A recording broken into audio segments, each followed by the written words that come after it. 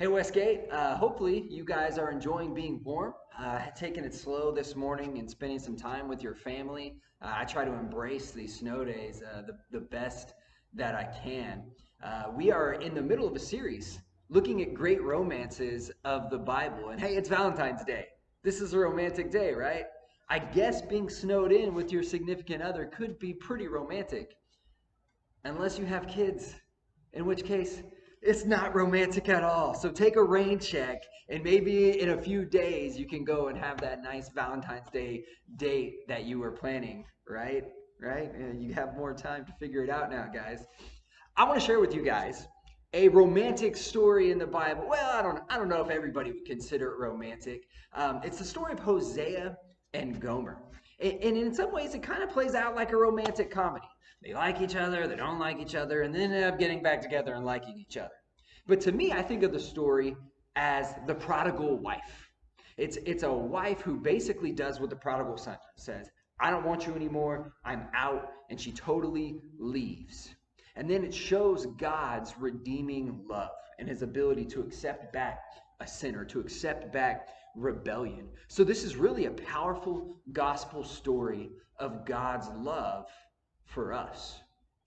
Hosea is one of these prophets who God calls to not just tell his story, but to actually like live out God's message in this allegorical way. That's really tough to do. So look what God asks Hosea to do in Hosea chapter 1, verse 2. When the Lord began to speak through Hosea, the Lord said to him, "Go marry a promiscuous woman and have children with her, for like an adulterous wife, this land is guilty of unfaithfulness to the Lord." Hosea drew the short straw here. You want me to marry what? Oh man, God asks people in the Bible to do a lot of wild things, but this is a pretty interesting one. Marry a promiscuous woman? Marry a prostitute? Man, no thank you. I don't want that calling. But it's interesting because Hosea just toes the line. He just does what God says. Not like Moses or Gideon. They both kind of push back. They both say, "Hey, look, I think you're looking for someone else, God. I'm not the guy." And Hosea could have said that. He could have said, "Hey, God, I mean, my buddy Joe down the street, he's already married to a promiscuous woman. Like, why can't you use him? Why do I have to be him?" But he doesn't. He toes the line. And he ends up marrying Gomer. And just as you would expect, it kind of goes okay for a while. They have some kids. Maybe the first one's his. The second one, I don't know. But then the third one strangely looks nothing like Hosea. And they give him the name that means not my people. And all these names have this meaning assigned to them. We talked about that last month, how in the Bible, oftentimes the names people have speak into their existence and who they are. But this third kid, not my people, meaning this isn't Hosea's kid. And it's also a way of God to speak to his people, who's saying, you're not behaving like my people. You're about to be disowned. You better be careful. So there's strong words here in these prophecies of Hosea.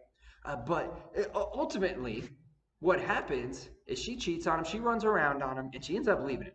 She leaves him to kind of chase her own lusts, much like Israel has been doing to God. They're chasing their own things. They're chasing sinful things. They're chasing other gods and running around on God.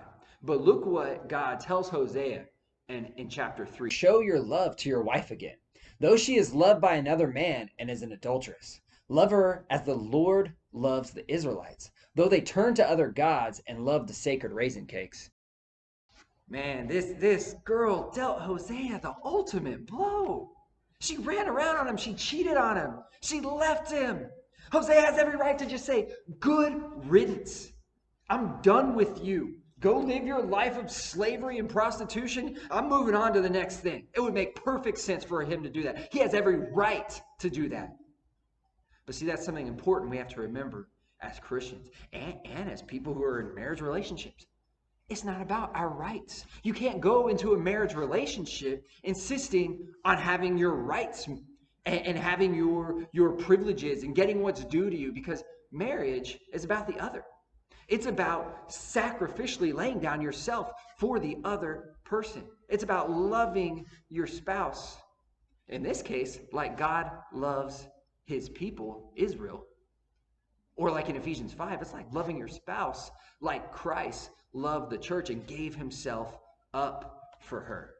And we're seeing that played out in the story of Hosea and Gomer, in the way that Hosea shows her this love and this beautiful act of sacrifice and forgiveness and mercy to love his wife again and take her back. And so really this verse says it well. The only thing this verse leaves me wondering is, what's so wrong with raisin cakes? I think what it is it was something used for pagan worship. But the story sounds really familiar, right? And I know sometimes we like to read Bible stories and read ourselves into the stories, and often we want to make ourselves the heroes, right? You read David and Goliath, and you're like, I'm David, and I'm going to take down Goliath. Well, unfortunately, in this story, we are the promiscuous girl who's running around on someone else. That's who we relate to the most. That's who we are, because we do that with God, right? We've sinned, we mess up, we rebel, we pursue things we know we shouldn't. So we're a lot like Gomer. And here in the story, in chapter 3, verse 2, Hosea actually buys her back 15 shekels and some barley. And very similarly, but for a much higher price, God buys us back with the incredible blood of Christ. Almost feels like he overpaid. Look what this verse in 1 Peter says. Know that you were ransomed from the futile ways inherited from your ancestors, not with perishable things like silver or gold, but with the precious blood of Christ. I've been standing here in the center aisle at Westgate. A lot of you, the day you were married, you walked down this center aisle.